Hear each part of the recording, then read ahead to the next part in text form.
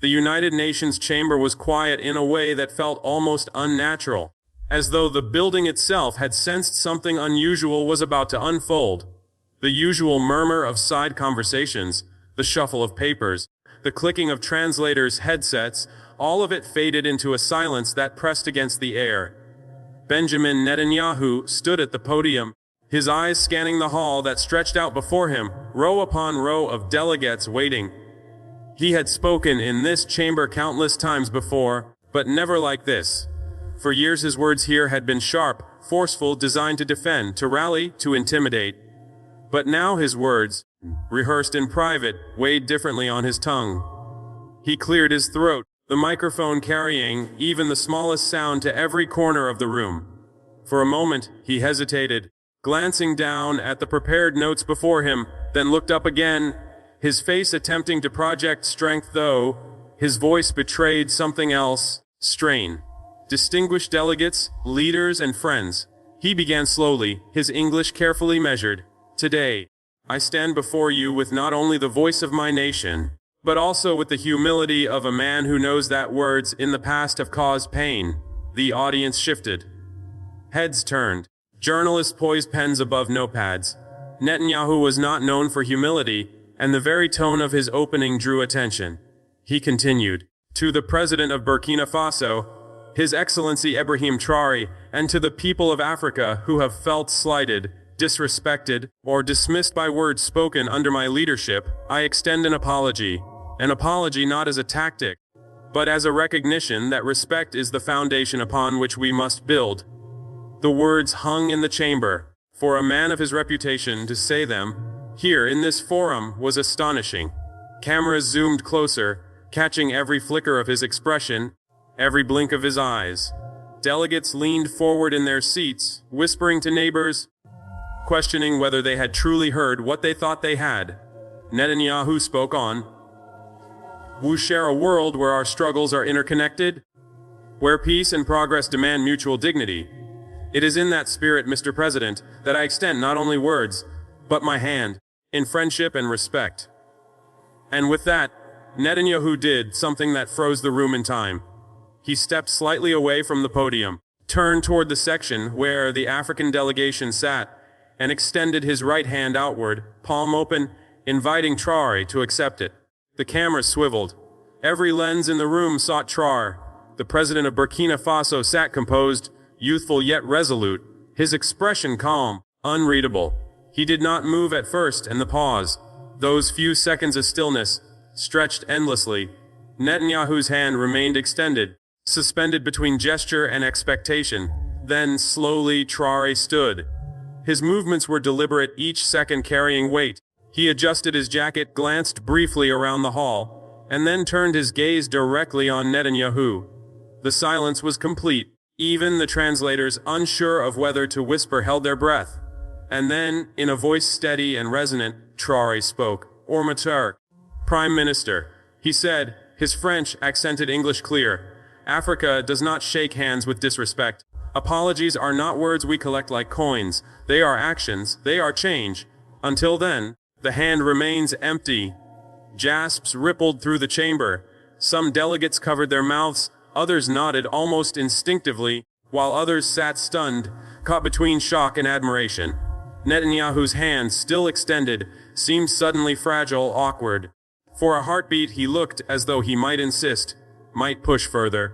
But then, under the relentless gaze of the cameras, he let it fall back to his side, his expression stiffening. The room remained locked in silence. No applause, no murmurs, just the ringing echo of Traoré's refusal. It was a silence more powerful than any ovation. The moment had already transcended itself, already racing across satellites and airwaves, already replaying in real time across the world's networks. In Ouagadougou, the capital of Burkina Faso, the scene broadcast on giant outdoor screens was met with eruption. Crowds gathered in Independence Square roared with approval, flags waving, chants filling the air. The young leader's words had crystallized into a rallying cry. We do not shake hands with disrespect.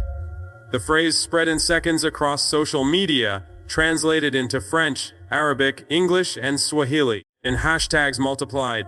Memes appeared within hours, placing Traoré's refusal alongside historic acts of resistance. In Washington, the White House Situation Room sat in contemplative silence as the clip replayed. Advisors exchanged glances, some recognizing the deeper implications. One senior aide finally muttered, "That wasn't just for Netanyahu. That was for the world." The president himself, later watching in the Oval Office, was said to have paused the footage, rewound, and listened again. Americans understood something profound in that moment. The refusal was not rejection of peace, but a demand that peace be genuine, built on respect rather than theater. Cable news channel seized the moment, each framing it according to its audience. Conservative hosts accused Traoré of grandstanding, of snubbing an olive branch for the sake of spectacle.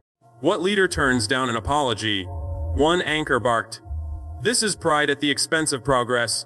Yet on other networks, analysts hailed the refusal as an act of rare courage. This was not about rejecting peace, one commentator insisted. It was about rejecting hollow peace. There's a difference, and the world saw it. Across American universities, professors tore up their planned lectures, replacing them with impromptu discussions about shifting global power dynamics. Students debated deep into the night in dorms.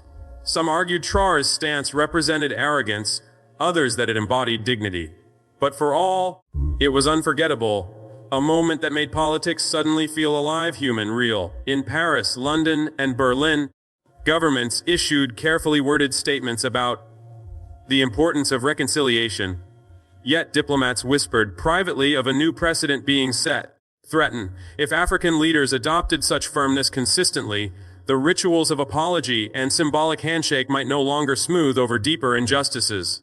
Europe recognized the potential shift with unease. In Tel Aviv, the fallout was immediate. Israeli commentators scrambled to redefine the narrative, some portraying Netanyahu as magnanimous for attempting an apology, others lamenting the humiliation. Yet no spin could undo the image of his hand rejected on the global stage. Opponents at home pounced, calling it a sign of diminished influence, while allies struggled to defend him. The visual was too strong, too simple, too undeniable. But what stunned the world most was how quickly ordinary people transformed the moment into something larger than politics. In Nairobi, taxi drivers quoted Traoré's words to passengers.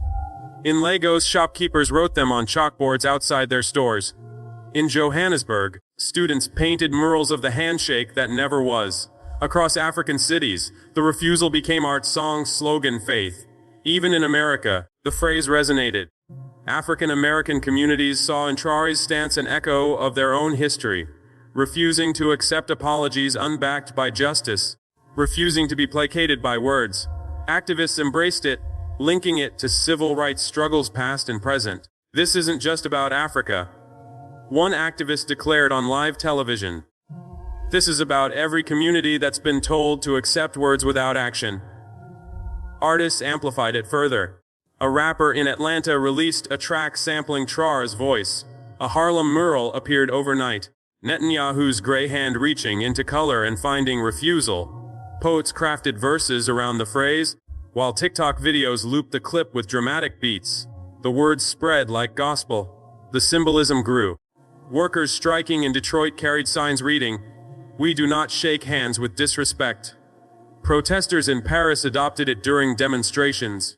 Even in sports commentary, announcers joked about it when athletes refused post-match gestures, though always with a serious undertone. Everyone knew where it came from and what it meant.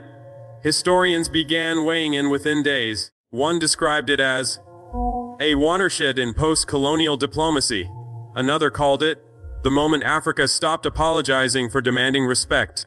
Newspapers ray up beneath with headlines like, "The refusal heard round the world," and the hand that wasn't shaken. Yet beneath the commentary lay something deeper, something ordinary people felt in their bones, that dignity was contagious, that one refusal could embolden millions, that the simple word, no, could sometimes carry more weight than all the treaties and speeches in the world. For Americans, the resonance was profound. The scene evoked the spirit of 1776, the refusal to bow to kings, the Boston Tea Party's defiance, the revolution's insistence that respect and freedom were inseparable. On Sunday talk shows, one commentator said, "It reminded me of Jefferson, of Adams, of Franklin. It reminded me of the spirit that built this country." And there lay the irony. An African leader, thousands of miles away, had invoked America's founding values in a way that America itself had almost forgotten. He had made them global again, universal, undeniable. And in doing so, he had reminded America of its own creed, that freedom without dignity is incomplete, and apologies without change are hollow. Netanyahu's team eventually released a statement reaffirming Israel's respect for Burkina Faso and its desire for stronger ties, but the world barely noticed. The refusal had already etched itself into history, untouchable by press releases. The long-term consequences began to surface. At the UN, smaller nations found courage to demand more, to reject vague promises, to insist on action. In Africa, leaders from Ghana to Kenya referenced Traoré in speeches, adopting his language. In Latin America, diplomats cited his words as precedent. The rituals of diplomacy, once predictable, were now shaken, and in America, ordinary citizens continued to discuss the moment with surprising passion. Not because it threatened alliances, not because it altered strategy, but because it felt true. It touched the American core belief that respect matters, that words must mean something, that dignity cannot be negotiated away. Months later, political scientists would coin a term for it: the no handshake doctrine. The idea that in global politics, as in personal life, respect must be earned, not assumed, that apologies are not complete until they are lived. It became part of history classes, part of debates, part of culture. Children in Ouagadougou grew up reciting it, college students in Boston analyzed it, leaders around the world cited it, and Americans, even those who never followed Burkina Faso before, nodded with recognition. They knew what it meant. Because in the end, the shocking response was not rejection. It was a reminder that the values America holds dear, dignity, respect, liberty, are not possessions of any one nation. They are universal, and when spoken with courage, they resonate across oceans, across cultures, across history itself.